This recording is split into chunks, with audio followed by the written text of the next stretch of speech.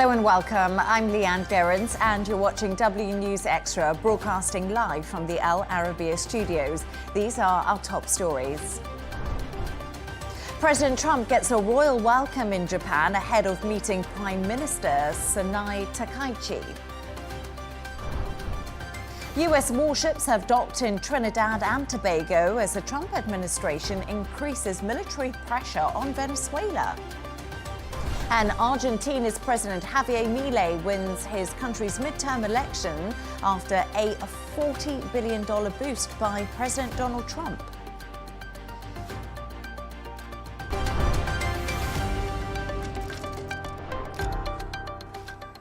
Now, US President Donald Trump has arrived in Tokyo on the second stop of his tour of the Asia-Pacific region, where he'll meet with Japan's new Prime Minister, Sanai Takaichi. It comes hot on the heels of a triumphant visit to Malaysia, where Trump was praised for his coverage and tenacity in promoting peace in the Middle East. To discuss this and all of today's stories, I'm joined by Dubai 92 presenter Jono and Al Arabiya senior presenter Rawia Alami. Jono and Rawia, thank you so much for joining me, and also for Jono for holding the fort last week. You're welcome. Yeah, great to be back on the table with you. Jono, let's start with you. So we've seen Donald Trump, he was in Malaysia doing some fabulous dancing, and now he's moved on to Japan, where he's had a royal welcome. He's even wearing a gold tie. This has been so positive for him so far. It's been a positive trip. I think it will continue to be, but he's really ticking all the boxes. If there's time, we'll see him meet with Kim Jong-un as well, which would be very impressive. We'll see him meet with Xi Jinping, which you know is on the cards already. But I think the whole trip that we're seeing right now play out is this attempt to firm up bonds with Japan. Japan, I think, is also playing this very, very smart. And now with Sanai Takaichi currently gone into power, there are some similarities between both her premiership and also his presidency. So I think there may be some common ground that they will find there as well. But yeah, an audience with the emperor, really a red carpet rollout is what's happened so far. High praise from the new prime minister who's there as well. It's a calculated show of respect. And I think Japan currently needs the US because it relies heavily on China. China and Japan have had a fraught history. We know that. There's even still contested areas, including that island that's just in the East China Sea, which has caused some contention for the last number of years. So we know that there is no real love lost, but they rely on each other very heavily from a financial point of view, from an economic standpoint. And I think what we're seeing here is the realism from the US that should things not go so well between Russia and the US, or between China and the US, who knows how things may progress in the next couple of years and months of this presidency, that Japan on side is a real firm, solid partner to have in Asia. And I think Donald Trump is no fool, and he knows that that is certainly a nice, solid place to be. And if he can be in the middle of Tokyo and say, right, I am here, I know exactly who the people are, and I've dealt with them already, he's solidifying himself in that Asian market from a terms of trade. He's been very, very flexible and very generous, in fact, with the trade and tariffs that he's agreed with Japan, 15% versus much, much higher, 30% for the neighbouring countries. He sees them as a very valuable asset. And I think that's the right thing to do right now in the region. And that's why he got the big guns out, quite literally, with the dance moves. The trademark Donald Trump dance move, of which there's only one. We got to see all of that in Malaysia. And I think that's what this tour is going to be all about. It's about making those connections just in case things should go wrong and in case he needs allies that are in Asia. And meeting the Japanese emperor, another big thing that we know will impress Donald Trump. And also the first female prime minister of Japan, a big test for her just 2 weeks after winning the election. But like you said, always been traditionally close allies. He loves Shinzo Abe, the former prime minister of Japan. We know the new leader is very closely aligned to Abe's politics. So things really looking positive if we want to look at it that way on the second leg of the Asia tour. But what has been the financial effect of this visit? Because just looking at the markets today, Japan's Nikkei closed the highest it has done ever. So a big surge there. US markets super optimistic today too, ahead of the talks with Xi Jinping and Donald Trump. Hopefully the US-China trade war that we've been seeing can dampen down, but so much happening on the financial front. Well, generally the markets, whether in Asia or in the US, have closed on a rise, especially because of this tour And not just because of that, because of the announcement of reaching a trade framework between the US and China in the past 24 hours. That also had a very positive effect on the markets. But if we talk about the financial repercussions, let's say, of this tour, they are very lucrative. We're talking about many deals on trade, on critical earth minerals with 4 Southeast Asian countries, only during the first stop of Donald Trump, which is in Malaysia. Also, when it comes to Japan, Trump has already secured a $550 billion investment pledge from Tokyo, possibly in power grids or in other areas. Also, the new prime minister, who is, as you said correctly, she's already in favor with President Trump because she was close to the previous prime minister who was assassinated, who's also a close ally to President Trump. So the new prime minister is hoping also to further impress President Trump by pledging to buy and purchase more US pickup trucks, soybeans, gas, and other commodities. And also, apparently, the two countries are going, at least when it comes to Japan, they are going to sign a memorandum of understanding on investment in shipbuilding as well. So this is just sort of so far into this trip. We're expecting to see more deals as Donald Trump also goes to South Korea on Thursday. Maybe a breakthrough. I mean, they have reached a trade framework, breakthrough trade framework between China and the US. So probably that will be solidified as well during this visit. And it's really interesting because earlier I spoke to economist Laurie Laird. I asked her if the financial optimism was warranted. Take a listen to what she told me. The market seems to believe that there is ample reason to buy not only U.S. stocks, we're into record territory for the main U.S. indices. Japanese stocks closed at a record high today. Chinese stocks are surging. Europe has lagged a little bit, but still up on the day. Is this optimism warranted? This trade, the contours of the trade deal that looks like it's coming to be between China and the U.S. is pretty thin gruel. There's enough there for both leaders to unwave, documents with a flourish and say that they've got the better of their opponent and they have, averted trade Armageddon for a short period of time. So there is reason to be optimistic, Jono, when we have a look at this tour. And of course, Donald Trump and Xi Jinping are hopefully due to meet. That's all the smoke signals coming out. And we heard today from the foreign minister in China saying they have a close relationship. They respect each other at least. So that's where we are now. We've got this framework. But should that optimism be warranted? Because there's also lots of concerns over the critical minerals exports that could happen. There's still a lot to iron out when it comes to the US and China. There is, and I think that's why this Japan trip is also so important and pivotal in this entire Asia tour. Because if he cannot find that friend that he requires, and if he turns the Chinese trade deal into a foe more than anything else, he's going to need Japan more than ever. And I think he'll find some common ground when he's there as well. Takeshi has started off her premiership by saying that she is looking heavily into getting illegal immigrants out of the country. That's probably one of the main things she's going to do, and she started doing already. She has very much been media savvy from the get-go, very like Donald Trump, two very different backgrounds. He's a TV businessman. She is a lifer politician. She has been all along. So I think they'll find some common ground in terms of MAGA versus Japan and what their move towards this strong Japanese sovereignty and also defense as well. And I think he needs to make sure that the other meetings that he has when he's there are going to be beneficial to the US, because the China trade deal, let's be honest about it, it may end up being that the deal that Donald Trump wants or the deal that China wants, that neither party are satisfied at the end of this. And you could end up with him leaving this entire Asia tour being none the wiser and certainly having no deal and nothing on paper that says things are now better between China and the US. We have to realize that, bringing back that semiconductor chat from previously, again, that's still pivotal, that's still instrumental. I think he needs to look at the other options. And plus, and this is something that I read about today, the AI advancements that the US is making, when you take into consideration versus Asia, there is no real comparison. They are leaps and bounds and years ahead. Donald Trump is no fool and is fully aware of the fact that he will require Asian intelligence, quite literally, in order to be able to power US AI. And if China's not going to be the person who provides him with that resource, then maybe Japan can be, because they also are quite advanced when it comes to that, semiconductor technology and advancements.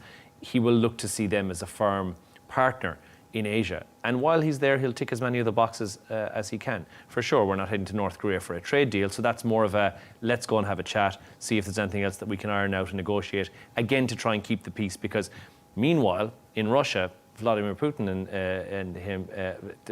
and him will still have those meetings to take place. So who knows how that pans out? I think he's hedging bets and seeing what comes up trumps. If I may add another thing also with talking about ticking boxes, also the new prime minister in Japan is also planning to increase the defense spending to up to 2% of the GDP. And this is actually what President Trump has been talking about, nudging Japan to do this, because he's saying that with the tensions in the region, with Taiwan and China, this is absolutely necessary. And I think that solidifies, if that happens, that will solidify this alliance with between the US and Japan, especially now facing China. But having said that, I think the fact that the trade talks have been between China and Japan have been stalled for a while. This push to get something done before this Asia tour for Trump, it was for a reason, basically. I think it was preparing that hopefully he's trying to emulate the same scenes that happened with the Middle East and the Gaza peace deal, that, he is a person who gets things done. Ahead of his trip, he will get this done. And therefore, they have announced the trade framework between China and the US. And I think they will sign off on it and possibly reach something, push more to reach a good deal. Yeah, absolutely. He is the deal maker, as Donald Trump likes to be known as. And also, I think something that we should watch out for when Xi Jinping and Trump meet is a TikTok deal, because we can't forget they still haven't resolved TikTok yet. So lots to watch out for. Thank you for your thoughts on that, Rawia and Jono. Stay right there as we move on to another story now. And US Secretary of State Marco Rubio has said an Israeli strike on Gaza didn't violate the ceasefire. Speaking on board Air Force One, Rubio told reporters Israel has a right to self-defense as part of the agreement brokered by Washington, Egypt and also Qatar. Israel confirmed they struck an Islamic Jihad group over the weekend after accusing them of planning an attack. Let's start with you, Rawia, because this is something that we should be looking at. And Islamic Jihad has denied it was planning an attack, but the strike comes just as Rubio basically left Israel, didn't it? True. It was very timely, and I think that the timing was chosen very, very carefully. It sends different messages, or many messages, to different sides. First of all, it sends a message to Hamas and the Islamic Jihad and other factions in Gaza that Israel will, if it deems necessary, if it feels that there is a threat, it reserves the right to conduct any strikes against any militant in Gaza, exactly as it's doing in Lebanon. Another message it's sending is to Washington and the other mediators that Israel reserves the right to act in self-defense and to conduct preemptive strikes when it deems necessary. And that's exactly what Marco Rubio reiterated. And he said that we do not consider this as a violation of the ceasefire, and Israel has the right to defend itself if it deems necessary. Now, choosing the timing that it is, if it had been done before the visit or during the visit, before actually Rubio left, then I think that would have probably caused international outrage or negative reactions. It would have also been seen as jeopardizing the diplomacy. While doing it just after he leaves, it actually, in a way, puts it within the context of this peace process and the diplomatic process, and it gives it kind of legitimacy, as if the US is giving it legitimacy because it happened just after he left. There's so many difficulties with the ceasefire, so it's been in for just over 2.5 weeks, somewhere around there. And we see Hamas unable to return all the remains of hostages, Israeli hostages. One more will be returned to the families today. That's been a very difficult point in the ceasefire negotiations.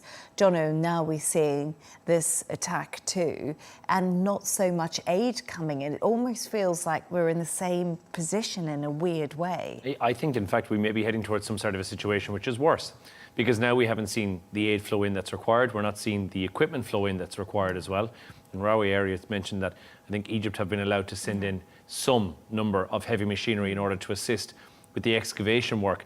While that's taking place, currently up until now, Hamas have been the threat. That's what everyone was looking for. Now there are no less than 8 factions, potentially countless others, that are ISIS-linked, that we are unaware that are operating. PIJ, DFLP is in there, PRC, Fatah.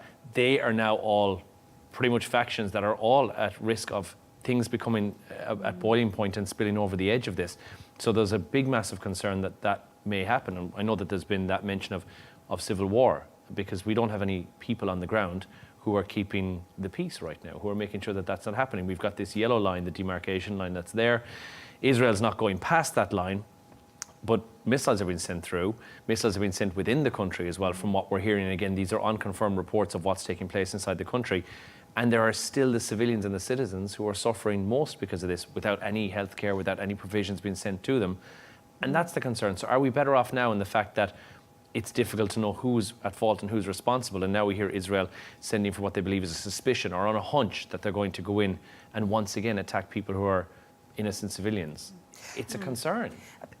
I think at least the most important thing, that the mass killing has stopped. Okay, there are still casualties every single day in Gaza. Civilians are still falling, but at least the numbers are less. And there is, you know, the grand scale war has stopped. But you're absolutely right. On a humanitarian level, not much has changed. Not much aid is coming in. And if it is coming in, it's not reaching everyone that is in need of it, which is probably everybody in Gaza. The Rafah crossing remains closed. Yep. And that's something else that has to be looked at. And many people are saying, you know, why? When is things going to change and the flow of aid go through? But then again, this is where it's very difficult with the ceasefire framework that people are working with. But Jono, King Abdullah of Jordan has said countries would reject enforcing peace in Gaza under the current plan. So how will this international force actually work? Because I feel like this is a question we've been asking since we saw the ceasefire deal. Quite literally $1 million question. But Yeah. King Abdullah is right. The idea and the idealization of an international stabilization force sounds amazing. On paper, that sounds wonderful. But few nations will actually want to send troops into a volatile Gaza. If things have calmed down and things are now no longer so fraught, then yes, potentially. But there's no clear mandate. There's no clear political backing that's in there as well. There's all of these issues that are still contentious in Gaza. So even traditional peacekeepers that you would normally see going in on the ground, and Jordan is one of those, they're cautious, and they're right to be cautious, because I think sending in troops at a time like this is very, very difficult. There are a few players in the game. We've heard of the Indonesia chat that's been there. A new one that I hadn't heard of up until today is Azerbaijan is in the mix here as well, in talks to perform part of the proposed multinational force. Egypt has been named in there as well. I do think Egypt are in a difficult predicament when they find themselves, Egypt, Turkey, realistically, if you look at Qatar, UAE, also in a predicament where it might be tricky to send troops in, given the ties that they've had, given the Abraham Accords, given everything. Not just that, I mean, with Israel has, you know, it's quite reserved when it comes to Qatari or Egyptian troops, or Turkish, definitely, inside Gaza. They have a lot of reservations, and they're not keen on that. What I find really interesting in what King Abdullah said, that he made the distinction between peacekeeping forces and peacemaking forces. He said everybody would be on board if it's a peacemaking force, which is basically to assist and to train local police force to, you know, control the Gaza Strip from a security standpoint.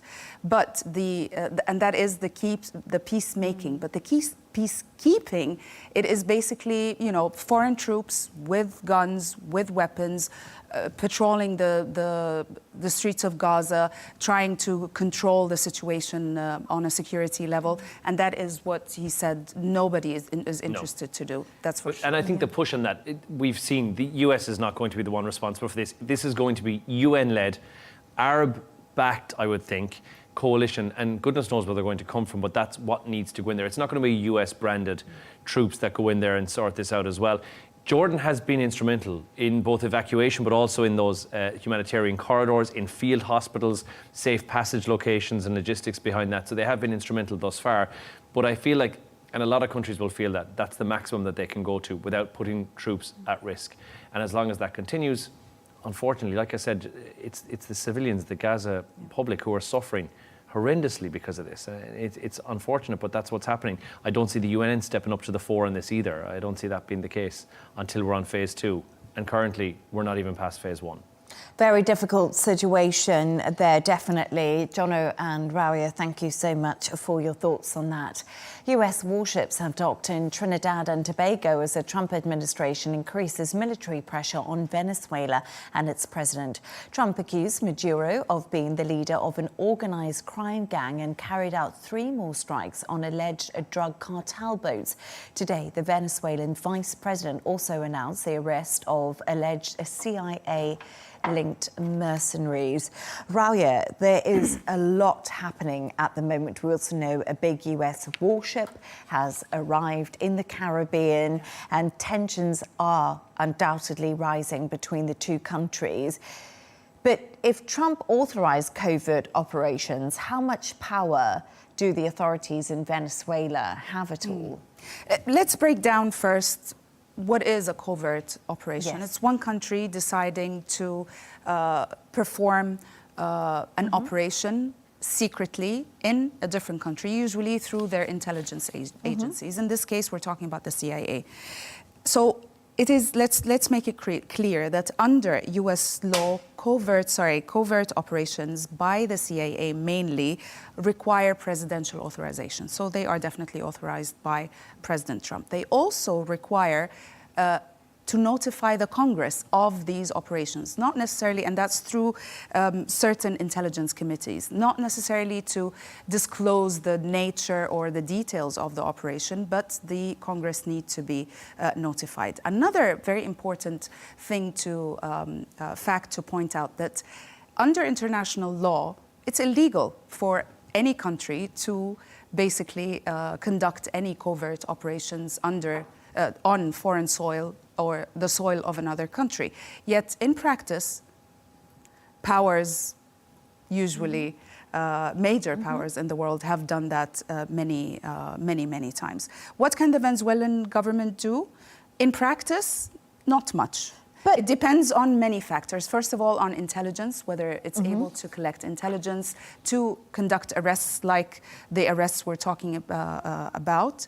Also, depends on the territorial control, because the Venezuelan government can control the cities. It has full control over the cities, big cities, Caracas and other cities. But there are certain areas that, especially close to the border, that are very hard to police. But the interesting thing is, obviously, we're hearing this from Venezuela.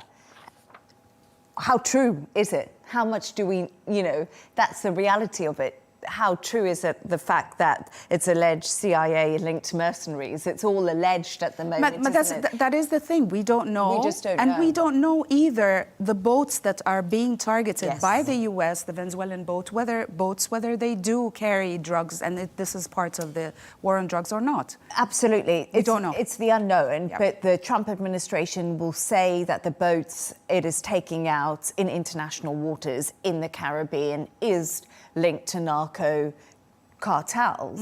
But I mean, the questions are still there, and it's those answers we're looking for. Why not hit up Colombia then? It's so far down on the grand scheme of what are suspected to be the imports of drugs, whatever they may be. And we know that this administration has cracked down on things like methamphetamines and fentanyl, which are not really being imported from South America. We can be sure that it's cocaine that's been imported from South America more than anything else.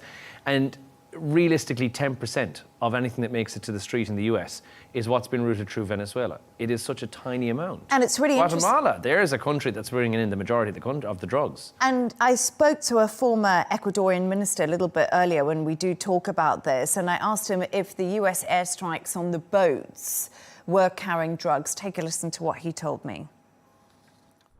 We have no information. The United States has provided zero information on who these people are and whether they're carrying drugs. And if they are carrying drugs, they're very likely to be, in the event they're carrying drugs. And a lot of people, again, are saying not necessarily.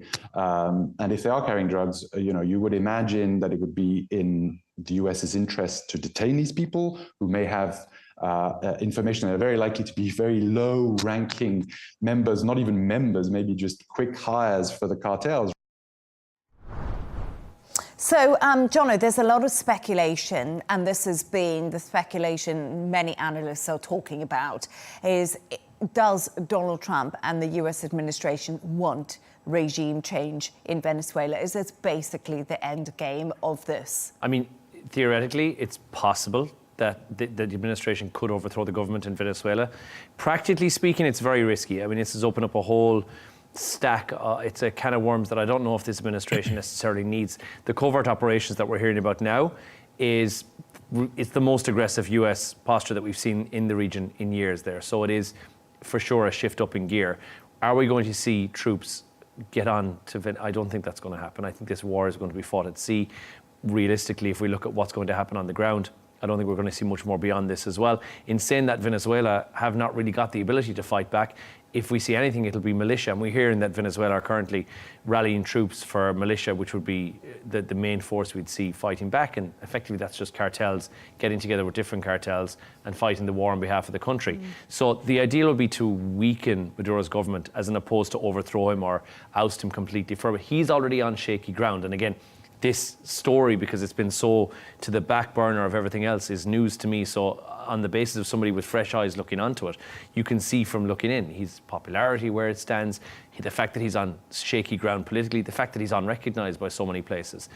This may be an easy win for Donald Trump and the administration. It could be an easy win for the opposition leader who actually won the Nobel Peace Prize and dedicated it to President Trump. And she did indeed, and that was for democracy, for fighting for democracy in Venezuela. Yeah. And also, John brought up a really good point there, but the US is among many nations that do not recognise Maduro as Venezuela's legitimate leader, and that's after the last election in 2024, which was widely dismissed as neither free or fair. But it's hard to think that this would be a reason for President Trump to attack the regime. But if you also look at the Trump administration, if we're looking at it from the side of what we think that they would say and what they have said, and they've come out and said, this is the war on drugs. It's on narco cartels. Donald Trump has been absolutely adamant that this is what they're going to stop, drug-related deaths on the streets in the US, and they're going to basically crack the cartels to make life better for the people in Venezuela. But then if that is the case, then we should be hitting up, as I said, Guatemala, it's tenfold. The amount that comes in is tenfold. Colombia, Peru, Bolivia. Ecuador. We have to remember also that Venezuela has oil, it has copper, it has great natural minerals. But it also has something that not many other countries in South America have. It is great Russian-Chinese ties and relations. So that is something, and that's a power shift, and it's certainly a global power competition that's been faced by the US right now. I think aligning Venezuela more with the US is certainly something that Trump wants to do. And by the way, there is also Venezuela has security ties, security intelligence ties with Russian and Chinese intelligence agencies as well. So that also, this is another reason why that could be targeted. And that seems a lot more logical than a couple of boats carrying a couple of kilos. Personally, that's what I think. I agree with that. Great. great to have your thoughts on that. No, always good to, it's like an onion. There's so many layers to the story, and it's always good to unpack all of that. Thanks, Jono and Rawia. Stay right there as we move on to another story, and we're actually sticking with South America. Argentina's President Javier Milei has won the country's midterm election. It comes after President Trump provided a financial boost worth approximately $40 billion. The US president had threatened to pull support for the country if Milei did not perform well. Well, he performed well. So Donald Trump won't have to do that. Just before we get to the question, I want to say Javier Milei was actually in a Rolling Stones tribute band, which I always think you can kind of tell by his hairstyle. That's your favorite thing about him. Yeah, that's my favorite thing about him. But listen, we talked about Venezuela. Let's talk about Argentina. Why is Donald Trump so invested in Argentina? Well, here's one you can win by throwing money at it. You don't need to get anyone on the ground. You don't need to bomb any boats. You can literally just win it by throwing cash at this, and a lot of cash as well. $40 billion US into this. It's involving things like loans, swaps, guarantees, and having a like-minded leader who is pretty much a bosom buddy of Donald Trump in the seat of power strengthens that US influence in South America, which, if we're judging by what we just spoke about for the last 7 minutes, is very important to this administration. It's a proof of concept. It's economic, it's growth, it's ties, it's everything, and it's natural resources once again. But we've seen the tariffs across the world and how they've been so fundamentally damning to the US in some ways, but also have been beneficial according to Donald Trump. He's now saying that this $40 billion that he's put in to this election, in order for him to have basically somebody who he knows very, very well in there, is a guarantee. And it means that it's given economic leverage to the United States. And he said it's already paid off dividends. So I think is what he's seen here is creating a South America, which is able to give an influx of resources, natural and otherwise, to North America, to Donald Trump's America. And if we couldn't get Canada, let's go for the South. And again, I am speculating here. That might not be what's happening. But it all seems to be coming together in that kind of a way, doesn't it? And it's quite interesting, actually, because Washington sees Milei as a vital bulwark of support in Latin America, where the Trump administration is trying to reduce Chinese influence. And that's something, as you said, Jono, could be the reason why we're seeing all this money go into Argentina.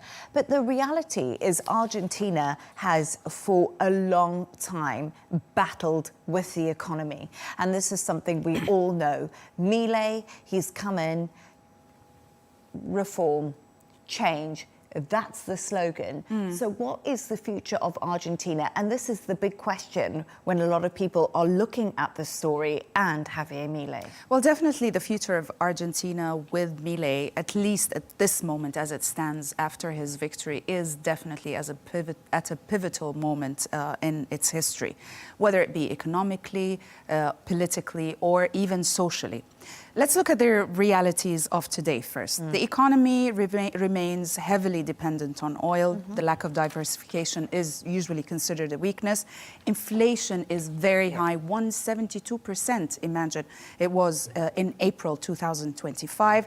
GDP growth after Milei is definitely recovering, yet analysts are saying that this recovery could be very fragile. And also, the most important thing, a large portion of the population is still in poverty, and they have limited access to basic services, food, and everything. Now, let me, if you allow me, looking forward, what should we expect? First of all, we should expect chainsaw austerity economic policy, cuts in every sector, especially in pensions, public sector jobs. That's going to be even more than what we have seen in the past. Also, foreign policy shifts. That's exactly what you were talking about. Now the alignment is going to pivot from China and Russia towards the US and NATO, especially after Milei's win. So we're going to see a lot of changes on different levels.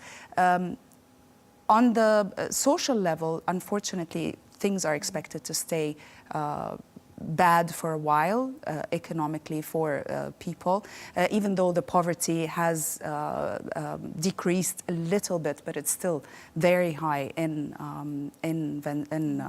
Argentina.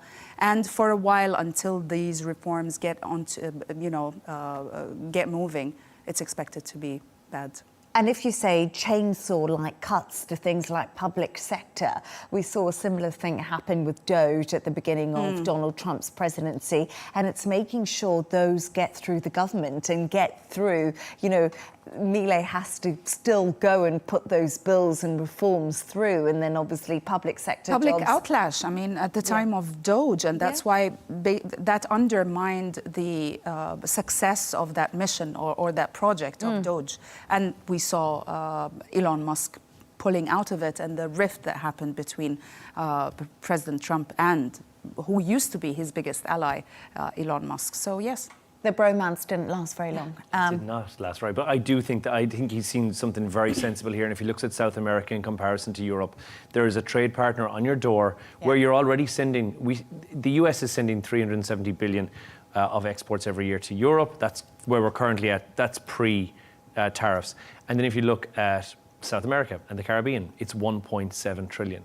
So the figures are so wildly different. He sees a trade partner who's on his doorstep that has natural resources that he can tap into. And I think this is, again, I've thrown my weight behind it. I don't need to send in militia here. I don't need to deal with militia on the ground here. I can go into Argentina in a political sphere and maybe win it and maybe have Argentina on side. And that 40 billion could 2-3 times pay off in the next couple of months if things work out with Argentina. I think that's what he's hoping for. Yeah, it's a really interesting look at Argentina and at this election, which Milei wasn't expected to win so resoundingly. With those sideburns, I'm shocked. I know, with the Rolling Stones tribute band.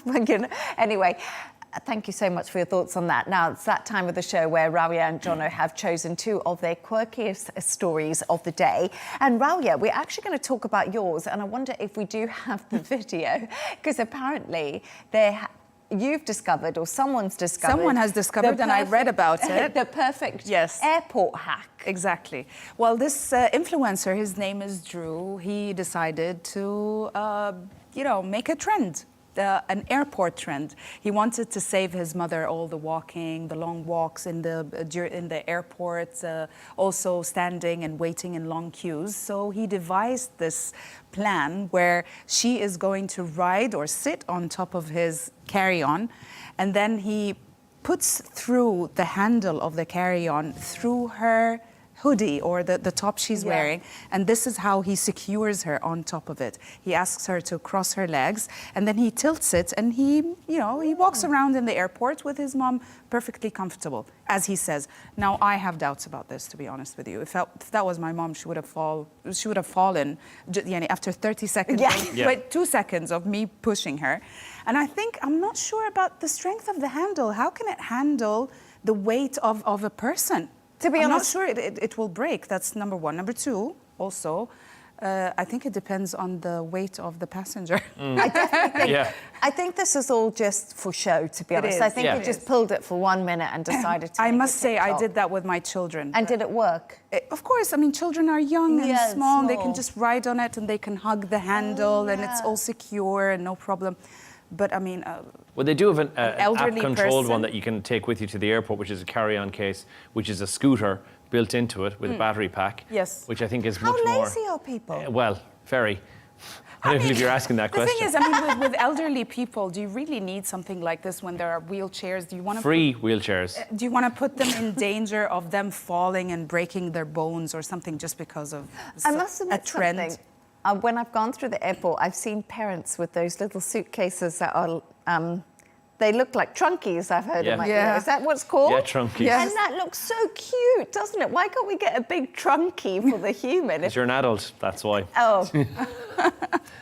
I mean, that's sad. But I do think... that's hard, though. Yeah. I do think just walk around the airport, honestly.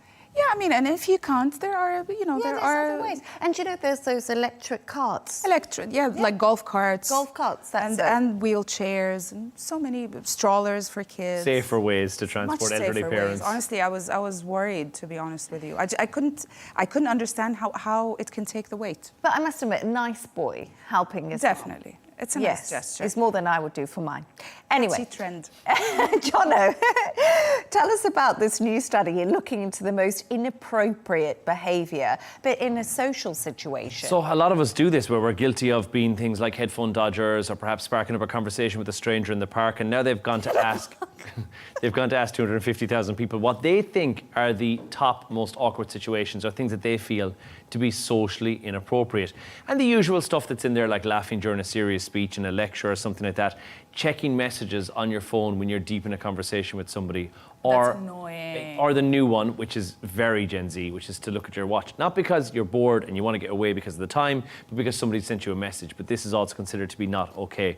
One that made the list that I don't think was something that I've seen previously: crying loudly in a job interview is perceived to be not appropriate anymore. I never knew that there was a point in time when that ever was. Or singing in a quiet area, i.e. a train, a bus, public transportation, and talking through a movie at the cinema or taking phone calls while at the cinema. These things have all made it into the list, unsurprisingly.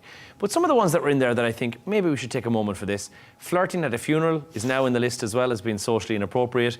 Kissing or PDAs in a restaurant, which I totally understand. I don't overly myself love that.